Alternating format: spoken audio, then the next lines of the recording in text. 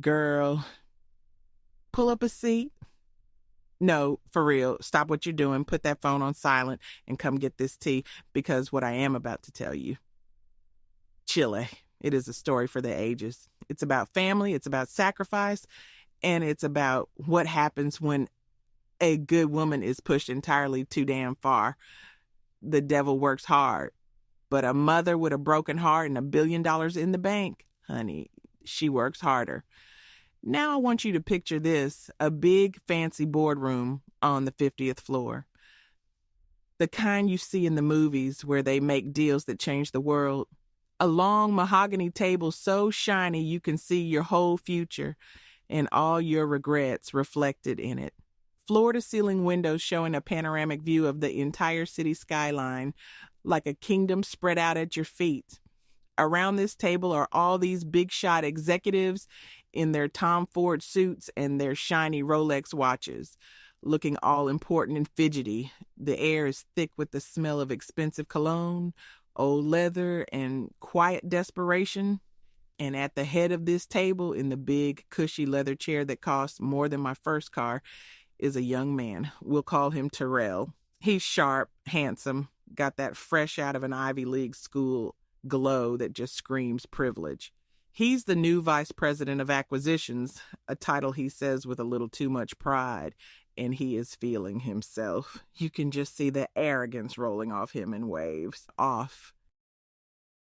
He's tapping his Mont Blanc pen on a leather-bound notepad, trying to look cool and unbothered. But, honey, his leg is bouncing under that table like a jackrabbit on espresso. He's bursting with excitement. He's already decided what he'll say. Something brilliant, of course. Something that will cut through all the bootlicking he knows is about to happen. He'll talk about synergy, about disruptive innovation, about paradigm shifts. Big words he learned in his MBA program that he's sure will make him sound indispensable. 'Cause today is the day. Today, after 10 long years of whispers and rumors, the entire company is finally going to meet the silent owner. The mysterious, ghost-like figure who bought the whole corporation, this entire skyscraper, a decade ago, and has never once shown their face. On the trading floors, they call this person the ghost, a legend, a myth. And Terrell, he's convinced he's about to become the owner's new favorite. He's already practiced his handshake in the mirror that morning. Firm but not aggressive. He's got a little introductory speech rehearsed in his head. He's ready for his close-up. He imagines this owner being some eccentric old white man, a Howard Hughes type, and he, Terrell, the brilliant young black man, is going to be his star protege. He's already picturing the mentorship, the exclusive dinners at private clubs, the fast track to the CEO seat that he believes is his birthright. The room is silent with anticipation. You could hear a pin drop on the plush cream-colored carpet. The big double doors at the end of the room are closed, guarded by 2 stern-looking security men in dark suits. The chairman of the board, a man named Mr. Henderson, with graying temples and nervous eyes, stands up and clears his throat, adjusting his tie for the 10th time. "Ladies and gentlemen," he says, his voice all deep and serious, trying to sound more in control than he feels. "Thank you for your patience. It is my profound honor to introduce for the first time the majority shareholder and true owner of Thompson Tower International." Terrell sits up straighter, a smug little smile playing on his lips. This is it. The moment that validates his entire existence. His whole life is about to change. He smooths down the lapels of his Brioni suit, a suit he bought with his first big bonus, and catches his reflection in the polished surface of the table. He likes what he sees. He looks powerful. He looks like the future. He thinks of his mother for a fleeting second, a vague, annoying image of her in her drab uniform, and pushes it away. This moment has nothing to do with her. This is all him. The double doors swing open with a soft, dramatic whoosh, and in walks a woman. But hold on, let me paint this picture for you, right? Because this ain't just any woman. She is a vision. She's wearing a custom-tailored St. John suit in this brilliant, commanding sapphire blue. the kind of blue that makes you think of deep oceans and royal jewels. It fits her like it was woven onto her very body.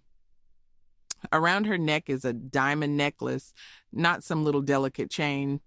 I'm talking about a river of ice from Tiffany's that catches the light from the massive windows and throws rainbows all over the room. She's got the matching earrings, the kind that whisper money so loud you can't hear anything else. Her hair, which was once always tucked under a simple scarf, is now styled in a sophisticated, elegant chignon, showing off the strong line of her jaw and the graceful column of her neck. Her face is beat to the gods. A subtle, classy makeup job that highlights her high cheekbones and her sharp, intelligent eyes that have seen too much. She walks into that room not with a shuffle, but with a stride. The sound of her Christian Louboutin heels clicking on the marble floor of the entryway is a declaration. Click, clack, I'm here. Click, clack, I'm in charge. She's holding a sleek black leather briefcase in one hand, and in the other, she's holding a single folded piece of paper. The deed, the proof, the receipt. The entire boardroom is stunned into a silence so deep it feels like the air has been sucked out of the room. Jaws are literally on the floor. These executives who have been gossiping and speculating about this mystery owner for a decade are looking at her like they've just seen a ghost for real this time. Mr. Henderson's mouth is hanging open, his prepared speech forgotten. A woman in the corner actually drops her pen, and it clatters loudly on the floor, the only sound in the room besides those heels. But nobody, and I mean nobody, is more shook than Terrell. His face goes through a whole movie in 5 seconds. First, there's confusion, the little frown like he's trying to place this powerful, elegant woman. Then a flicker of recognition, like a computer trying to reboot after a system crash.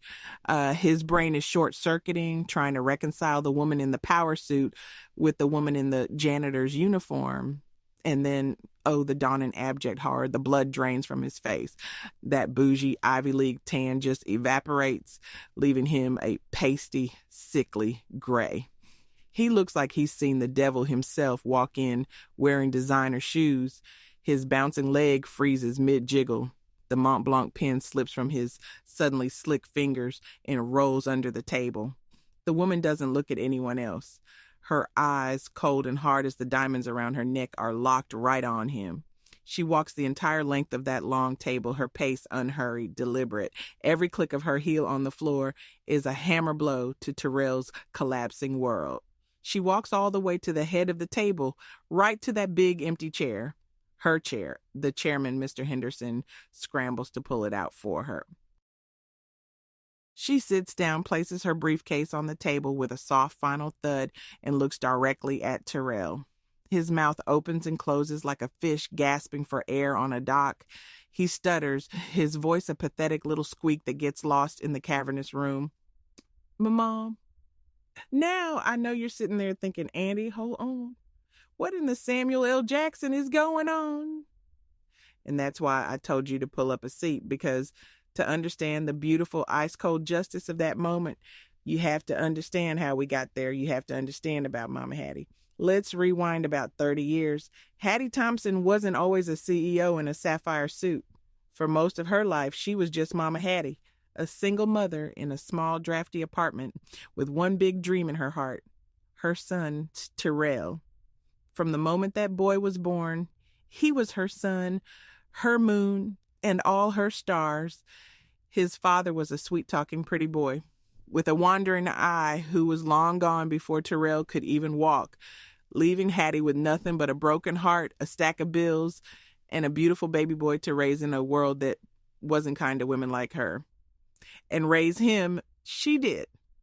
Hattie got a job as a cleaner, a janitor, in this very same downtown skyscraper, Thompson Tower, back when it was called Sterling Price Tower. It was hard work, chilly, back-breaking, soul-crushing work. She'd leave her little apartment before the sun came up, her hands already smelling of bleach and pine cleaner. She'd spend her days on her hands and knees, scrubbing floors that were walked on by people who never even saw her, who looked right through her as if she were a ghost. She cleaned toilets clogged by careless strangers, emptied trash cans full of half-eaten fancy lunches she couldn't afford, and wiped fingerprints off glass doors she could never dream of walking through as a customer. At the end of the day, her back would be a symphony of aches, her feet swollen to twice their size, her knuckles raw and cracked from the harsh chemicals. But she'd go home, soak her feet in a bucket of hot water and Epsom salts, and then start her second job, being Terrell's everything. She'd sit with him at the small, wobbly kitchen table, helping him with his homework, her brow furrowed in concentration over algebra problems she didn't understand, but was determined to help him solve. She'd cook him dinner, making sure he always had a full, healthy meal on his plate, chicken and greens, spaghetti, whatever she could stretch, even if it meant she only ate a piece of toast or the leftover rice. She never missed a parent-teacher conference, a school play, or a basketball game, even if it meant begging her supervisor, a miserable man named Frank, to let her switch shifts, even if she had to stand in the back of the gym, still in her uniform, smelling faintly of cleaning fluid. She was tired. Oh, Lord, she was so tired. The kind of tired that gets deep into your bones and stays there.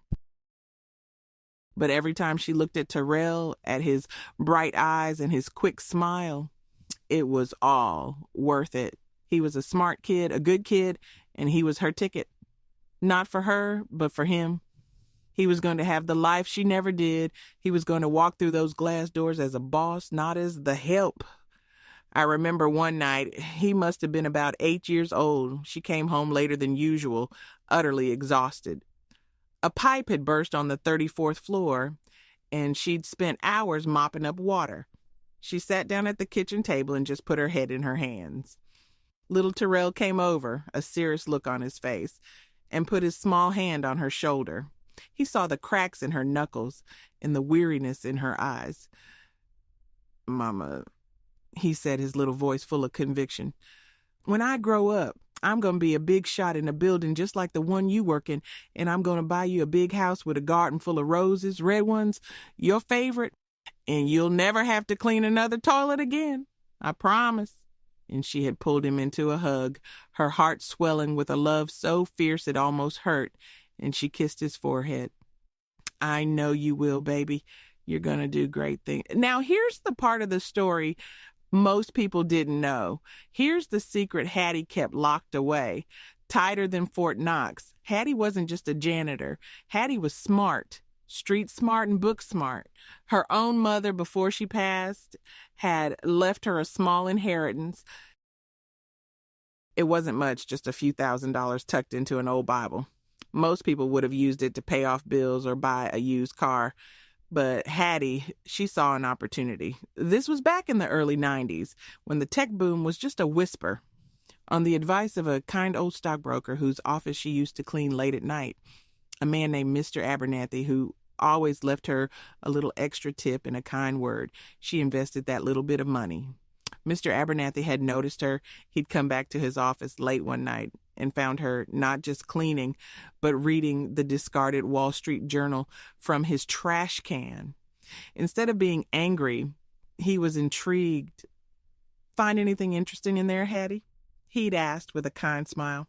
She'd been embarrassed, but she admitted she found the stock pages fascinating. Like a secret code, he saw the spark of intelligence in her eyes and took a liking to her. He started leaving articles for her, explaining concepts like PE ratios and market caps. When she told him about her small inheritance, he sat her down and pointed to 2 companies.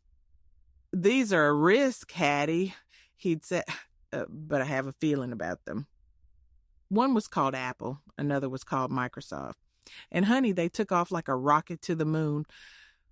Over the years, Hattie, in her quiet, unassuming way, became a master investor. She was invisible, and she used it to her advantage. She'd read the financial papers and business magazines that the big shot bankers left in their trash cans at night. She listened to the brokers and traders talking on their phones as she mopped the floors around them, discussing mergers and acquisitions, bulls and bears. And they never saw her, but she heard everything. She learned the language of money. She took that initial investment and she flipped it. And then she flipped it again and again. She was a financial genius hiding in plain sight, wearing a blue janitor's uniform. She lived just as humbly as she always had. Nobody knew. She still wore her simple clothes from the department store, still lived in her small, clean 2-bedroom apartment, still packed her lunch in a brown paper bag. All that money, it wasn't for her. It was for Terrell's future. It was the tuition for the best private middle school, the tutors for his SITs, the summer camps that would look good on his applications, and eventually it was the full 4-year tuition for an Ivy League university. When Terrell got his acceptance letter to Yale, Hattie cried for a whole day. They were tears of pure, unadulterated joy. Her baby boy, her son, was going to Yale. All those years of scrubbing floors, all those lonely nights, all that sacrifice, it had paid off. And then, about 10 years ago, a big opportunity came up. The corporation that owned the building she worked in, Sterling Price, was struggling. Bad management, a couple of bad deals, and they were on the verge of bankruptcy. Their stock was in the toilet. And Hattie, with her secret, carefully managed fortune, saw her chance. Through a series of shell corporations and lawyers, she didn't just buy a few shares. She bought the whole damn thing. The building, the company, all of it. She renamed it Thompson Tower International.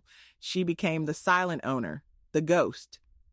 She kept her job as a janitor for 2 reasons. 1, it kept her humble. It reminded her where she came from. And 2, it was the perfect way to keep an eye on her biggest investment. From the ground floor, you see and hear everything. You know who's working hard and who's just collecting a check. You know who is kind to the people who serve them and who is not. You know which departments are thriving and which are full of dead weight. She was the queen of corporate espionage, and nobody even knew she was playing the game. But something happened to Terrell while he was away at school. The sweet, grateful boy she sent off came back. Different. He started getting a little too big for his britches. He'd come home for the holidays dressed in Gucci loafers and shirts that cost more than her monthly salary. He started talking down to her, correcting her grammar in front of company. "It's whom, Mom, not who," he'd say with a condescending sigh. He'd make little jokes about her job to his new rich friends on the phone, calling her his domestic engineer with a sarcastic little laugh. When he'd call, he'd say things like, "Mom, can you not call me between 9 and 5? I'm in important meetings." He stopped saying "I love you" at the end of their calls.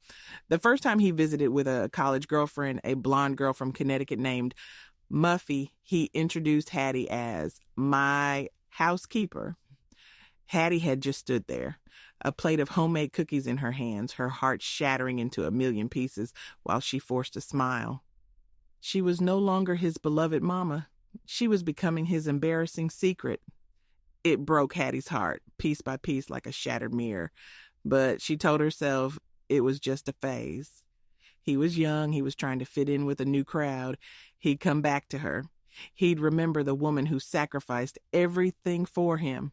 He had to.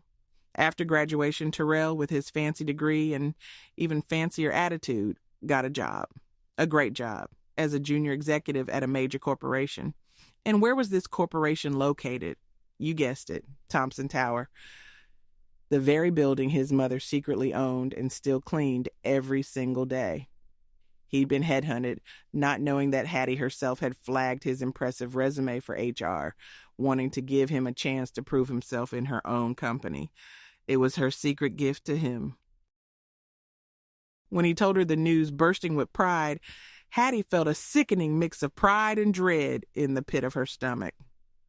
"Oh, baby, that's wonderful," she said, forcing a smile that didn't reach her eyes. "We'll be in the same building. I can bring you lunch sometime." The look on his face. It wasn't joy. It was sheer, unadulterated panic. "Yeah, Mom." he said, shifting his weight and not meeting her eyes. About that. It's probably best if we, keep things professional. At work, I'm Mr. Thompson, and you're on the cleaning staff. We shouldn't really interact. It wouldn't look good for me, for my image. That one stung. It stung more than the burn of bleach on her skin. It was a physical pain in her chest. But she just nodded, her throat too tight to speak. I understand, baby, she whispered. I won't embarrass you. So she kept her promise. For the first few months, she'd see him in the hallways. He'd be walking with his new colleagues, laughing and looking important in his tailored suits she paid for with money earned from scrubbing toilets. If he saw her coming down the hall with her cart, he'd look right through her. He'd turn his head abruptly or pretend to be deep in conversation on his phone or duck into a doorway. He treated her like she was invisible, just another part of the furniture. And Hattie, with a strength that I can't even imagine, would just lower her head and keep pushing her cleaning cart. Her heart a lead weight in her chest. She was giving him grace. She was giving him time to grow up. She was praying that her son, the little boy who promised to buy her a house with a garden of roses, was still in there somewhere, buried under all that designer fabric and arrogance. And that brings us to the incident. The moment the grace ran out, the moment the camel's back didn't just break, it disintegrated. It was a Tuesday morning. The lobby of Thompson Tower was buzzing like a beehive. It's a beautiful lobby, all white marble and glass, with a huge modern art sculpture in the middle. It's the kind of place that's designed to intimidate you, to make you feel small if you don't belong. Tyrell was there, holding court with a couple of his work buddies. Let's call them Chad and Preston. You know the type. Slick back hair, expensive watches, and that smug look of entitlement that only comes from never having worked a hard day in your life. They were laughing loudly, sipping on their $7 lattes, bragging about their weekend on someone's yacht. Tyrell, trying to show off, was gesticulating wildly with his hands, telling some story about a nightclub where he dropped $5,000 on bottle service. And in his grand, arrogant gesture, he knocked his full cup of hot coffee right out of his hand. It went flying, splattering all over the pristine white marble floor. A big, ugly brown puddle, sticky and steaming. Chad and Preston groaned. Dude, seriously? On your trousers? Tyrell just laughed it off, a careless, dismissive sound. Relax, he said, waving a hand. That's what the help is for. And right on cue, the call went out over the janitorial radio clipped to Hattie's belt. Spill in the main lobby. Hattie's heart sank into her stomach. She knew. She grabbed her cart with the wet floor sign, the mop, the bucket. Her hands were trembling a little as she pushed it out of the service elevator and into the grand lobby. Her world in his, and there he was, her son, standing over the mess he made, laughing with his friends. He saw her coming. Their eyes met for a split second, and in that second, our Hattie saw it all. She saw the flicker of recognition, followed immediately by a wave of pure, unadulterated shame. Not shame for his own carelessness, but shame for her. Shame for her uniform, for her cart, for her very existence in his shiny new world. She didn't say a word. She was a professional. She parked her cart, put up the yellow sign, and knelt down. Her knees popped loudly in the quiet that fell around them. The ache in her back flared up. She started to wipe up the sticky, lukewarm coffee with a cloth. The bitter smell of it made her stomach turn. The receptionist at the main desk, a kind girl named Maria, looked over with eyes full of pity. Chad nudged Tyrell with his elbow. Hey, isn't that the old lady who's always cleaning our floor? Man, she's been here forever. She must be ancient. And Tyrell, oh, honey, this is the part that makes my blood run cold. Tyrell looked down at his own mother, on her hands and knees cleaning up a mess he made, and he saw an opportunity to look cool, to solidify his place with these trifling boys, to distance himself once and for all from the woman who gave him life. He chuckled, a nasty, condescending sound that was nothing like the laugh she knew. He took a step closer, so he was looming over her, casting a shadow. "Hurry up, old lady," he said, his voice loud enough for everyone in the lobby to hear. The security guards, the receptionists, the other executives walking by in their important suits. "You missed a spot." He pointed with his shiny $1,000 Italian leather shoe at a tiny drop of coffee near her hand. His friends Chad and Preston burst out laughing. It was a cruel, ugly sound that echoed off the marble and glass of the high-ceilinged lobby. The world stopped for Hattie. Everything went silent except for the roaring in her ears. She looked up from the floor at the expensive shoe pointing at her, and then up to the face of her son, the face she had kissed goodnight 1,000,000 times, the face she had wiped tears from. And she saw a stranger, a cold, cruel stranger wearing her son's face. She didn't cry. She refused to give him the satisfaction. With a dignity that he would never, ever understand, she took her cloth and she wiped that last tiny spot clean. She didn't look at him again. She slowly, deliberately got to her feet, her old bones protesting every inch of the way. She packed up her cart, took down the sign, and walked away, pushing her cart back towards the service elevator.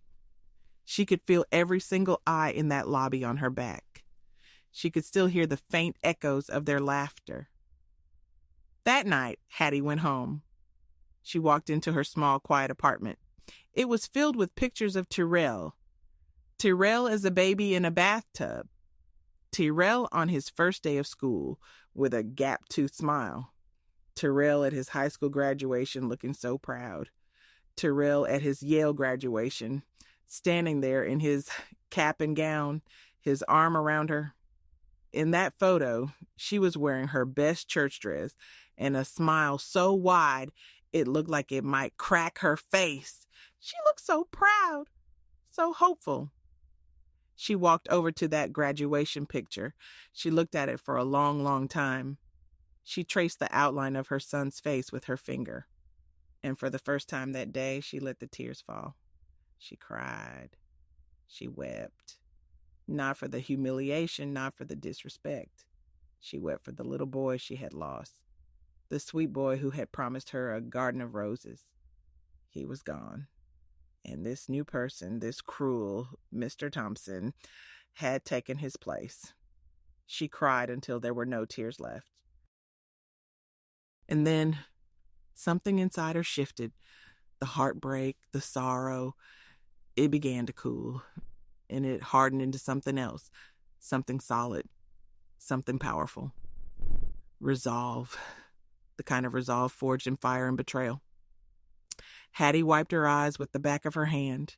She walked over to her closet, to an old locked footlocker in the back that Tyrell had always thought was full of old blankets. She opened it. Inside were not photo albums or sentimental keepsakes. Inside were files, thick folders full of stock certificates, investment portfolios, and legal documents. And right on top, in a protective plastic sleeve, was the deed to the Thompson Tower. She picked up her phone. She didn't hesitate. She dialed a number from memory, the number for the head of her legal team, a man who had worked for her for a decade and only ever knew her as a voice on the phone. "Mr. Davison," she said, her voice low and steady. There was no trace of the tired janitor in her voice. This was the voice of a CEO, the voice of a queen. "It's Hattie Thompson. I trust you're well." There was a surprised pause on the other end. "Ms. Thompson, to what do I owe the honor? Is everything all right?" "It's time to," she said, her voice as cold as a winter morning. "Call a mandatory all-hands board meeting for tomorrow morning, 9 a.m. sharp. The ghost is finally making an appearance." Another pause. "Are you sure, Hattie?" the lawyer asked gently. "After all this time, I've never been more sure of anything in my life," she said. "Oh, and Mr. Davison, one more thing. Please have the termination papers for a Mr. Tyrell Thompson, Vice President of Acquisitions, drawn up and ready for my signature. The charge is gross misconduct and behavior unbecoming of a Thompson Tower employee, effective immediately. Click. She hung up the phone. She went into her bedroom and opened the other side of her closet. Behind her simple worn work uniforms hung another wardrobe, a secret wardrobe. Racks of designer suits from St. John and Chanel, elegant dresses from Oscar de la Renta, and boxes of unworn expensive shoes. The armor she had bought for a battle she never wanted to fight. She pulled out the sapphire blue St. John suit, and the next morning was about to be a reckoning. And that, my dear, brings us right back to where we started. Back to that boardroom, so quiet you can hear the blood pounding in Terrell's ears. Hattie is sitting at the head of the table, looking like the queen she is. Terrell is staring at her, his face the color of spoiled milk. That smug little smile is long gone, replaced by a look of pure, gut-wrenching terror. Mom, he stutters again, his voice trembling like a leaf in a hurricane. He looks around at the other board members, a desperate, silent plea in his eyes, as if they can explain this waking nightmare to him. They all just stare back, their own faces a mixture of awe, confusion, and a healthy dose of fear. They're finally understanding who they've been working for all these years. The quiet janitor they never noticed held all their fates in her hands. Hattie lets his pathetic question hang in the air for a long moment, savoring the crushing silence. She looks at him, but her eyes are not the warm, loving eyes of his mother. They are the cold, appraising eyes of a boss looking at a failed investment, a bad debt. She gives a small, humorless smile. It doesn't reach her eyes. I'm sorry, she says, her voice clear and cutting, projecting through the silent room with perfect diction. You must have me confused with someone else. I don't have a son. A collective gasp ripples through the room. Terrell flinches as if she'd slapped him across the face. But I do, she continues, her voice dropping to an icy calm as she opens her briefcase and pulls out a single file folder. She slides it across the polished table towards him. I do have an employee to fire. The folder glides perfectly across the mahogany and stops right in front of him. His name is typed on the tab, Thompson Tyrell. His hands are shaking so badly he can barely open it. Inside, on top, is his official termination letter. The words jump out at him. Gross misconduct, somewhat unprofessional behavior. Termination effective immediately. Mom, no, he whispers, his voice cracking.